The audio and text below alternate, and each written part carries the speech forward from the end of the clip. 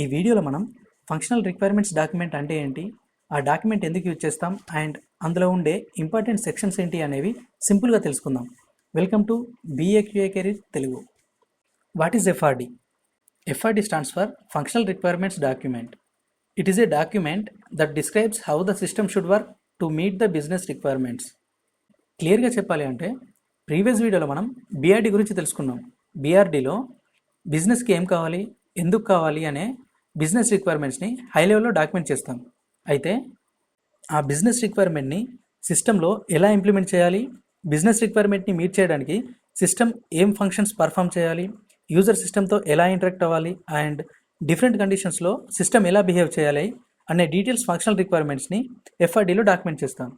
For example, మనం ఒక banking application develop చేస్తున్నాం అనుకుందాం. అందుకోసం బిజినెస్ స్టేక్ హోల్డర్ ఒక రిక్వైర్మెంట్ ఇచ్చారు. అది customer should be able to securely access their bank account. ఇది మన బిజినెస్ రిక్వైర్మెంట్. సో BRDలో ఈ రిక్వైర్మెంట్ని హై లెవెల్లో డాక్యుమెంట్ చేస్తాం. ఈ బిజినెస్ రిక్వైర్మెంట్ని డెవలప్మెంట్ టీమ్కి డైరెక్ట్గా ఇస్తే సిస్టమ్ ఎగ్జాక్ట్లీ ఏం చేయాలి అనే డీటెయిల్స్ కంప్లీట్గా క్లియర్గా ఉండవు. అలాగే QA టీమ్కి కూడా సిస్టమ్ని ఎగ్జాక్ట్లీ ఏం వ్యాలిడేట్ చేయాలి అని క్లారిటీ ఉండదు.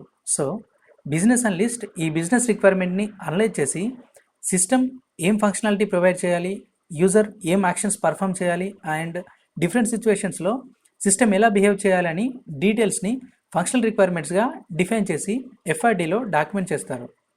ఇప్పుడు సేమ్ బ్యాంకింగ్ ఎగ్జాంపుల్ చూసుకుందాం. Customer should be able to securely access their bank account. ఇది బిజినెస్ రిక్వైర్మెంట్. ఈ బిజినెస్ రిక్వైర్మెంట్కి FRDలో ఫంక్షనాలిటీని ఇలా డిఫైన్ చేయవచ్చు. Customer user name and password enter చేయాలి. కస్టమర్ లాగిన్ బటన్ క్లిక్ చేస్తే సిస్టమ్ కస్టమర్ ఎంటర్ చేసిన క్రెడెన్షియల్స్ని వ్యాలిడేట్ చేయాలి.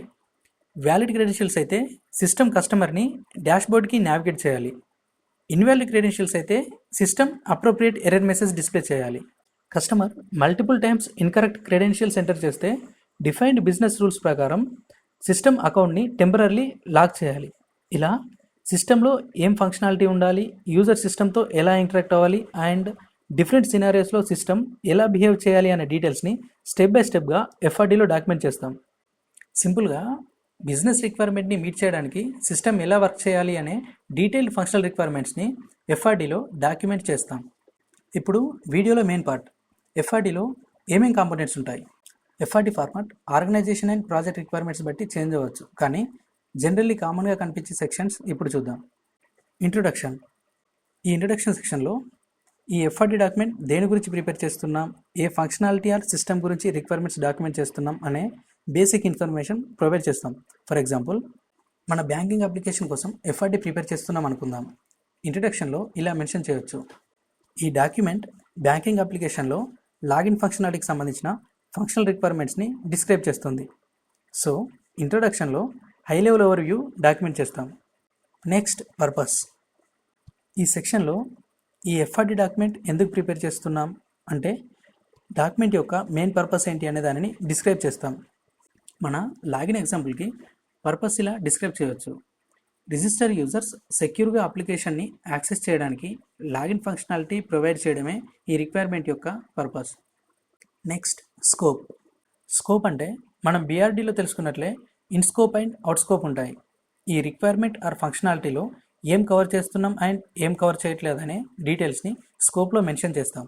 ఇప్పుడు లాగిన్ ఫంక్షనాలిటీకి సంబంధించిన కొన్ని ఫంక్షనల్ ఏరియాస్ని కరెంట్ రిలీజ్లో కవర్ చేద్దాం అనుకుందాం. అవి లాగిన్ ఫంక్షనాలిటీలో user name and password enter చేయడం, లాగిన్ యాక్షన్ పర్ఫామ్ చేయడం, క్రెడెన్షియల్స్ వ్యాలిడేట్ చేయడం, వ్యాలిడ్ క్రెడెన్షియల్స్ అయితే సక్సెస్ఫుల్గా లాగిన్ అవ్వడం, ఇన్వాలిడ్ క్రెడెన్షియల్స్ అయితే అప్రోప్రియేట్ ఎర్రర్ మెసేజ్ డిస్ప్లే చేయడం, ఇవన్నీ కరెంట్ రిలీజ్లో కవర్ చేస్తాం. కాబట్టి ఇవన్నీ మన లాగిన్ ఫంక్షనాలిటీకి ఇన్ స్కోప్లో ఉంటాయి. But password reset, new user registration and profile management functionalities కూడా ఈ రిక్వైర్మెంట్లో ఉన్నాయి, కానీ కరెంట్ రిలీజ్లో ఈ ఫంక్షనాలిటీస్ని ఇంక్లూడ్ చేయట్లేదు. కాబట్టి ఈ ఫంక్షనాలిటీస్ అవుట్ ఆఫ్ స్కోప్లో ఉంటాయి.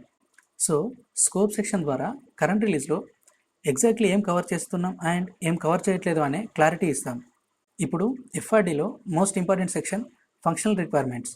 ఈ సెక్షన్లో సిస్టమ్ ఏ ఫంక్షన్ పర్ఫామ్ చేయాలి, సిస్టమ్ ఎలా బిహేవ్ చేయాలి అనే డీటెయిల్స్ని స్పెసిఫిక్గా ఈచ్ రిక్వైర్మెంట్లో డిస్క్రైబ్ చేస్తాం.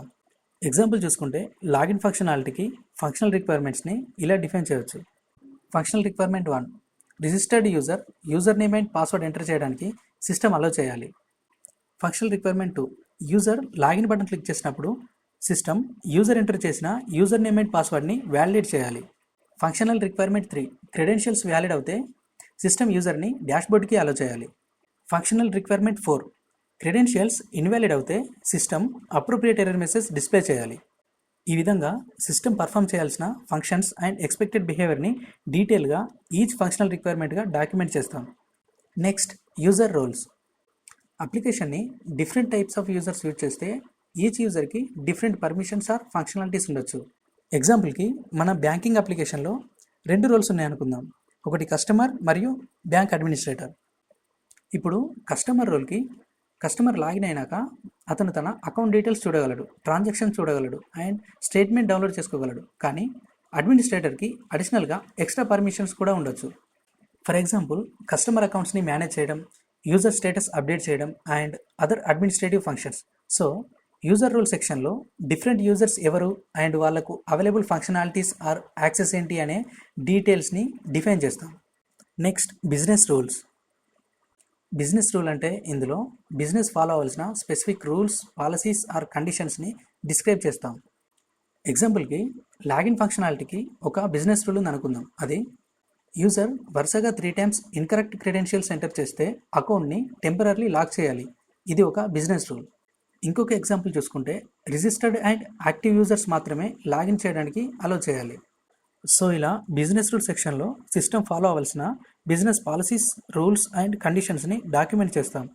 ఇప్పుడు అజంప్షన్స్ అండ్ డిపెండెన్సీస్. వీటి గురించి మనం ఆల్రెడీ BRD వీడియోలో తెలుసుకున్నాం. అయితే ఇప్పుడు మన లాగిన్ ఫంక్షనాలిటీకి సంబంధించిన అజంప్షన్స్ అండ్ డిపెండెన్సీస్ ఏంటి, వాటిని FRDలో ఎలా డిస్క్రైబ్ చేస్తామో చూద్దాం. ఫస్ట్, అజంప్షన్ అంటే ఏంటి? రిక్వైర్మెంట్ని డిఫైన్ చేస్తున్నప్పుడు మనం ట్రూ అని కన్సిడర్ చేస్తున్న ఎక్స్పెక్టెడ్ కండిషన్ని అజంప్షన్ అంటాం.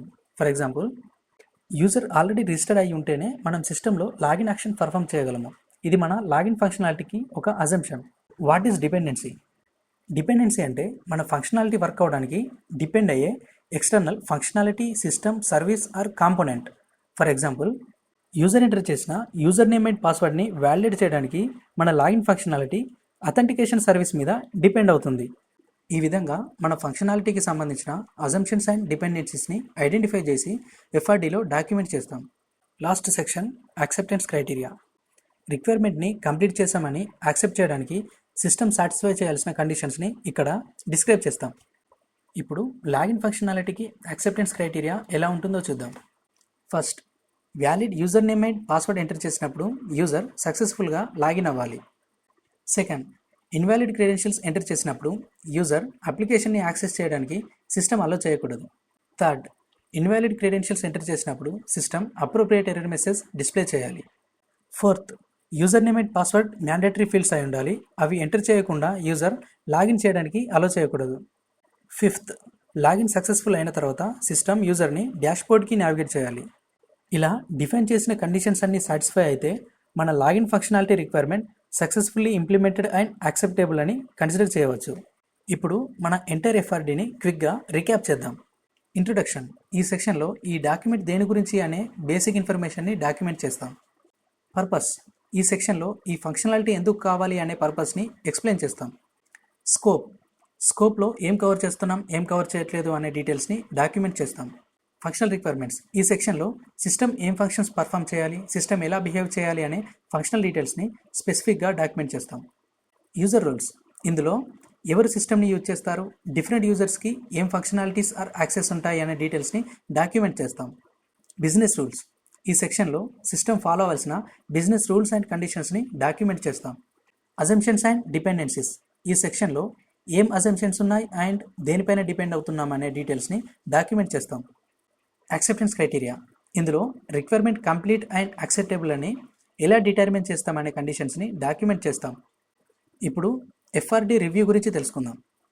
FRD ప్రిపేర్ చేసిన తర్వాత usually relevant stock holders and project teams ఆ డాక్యుమెంట్ని రివ్యూ చేస్తారు.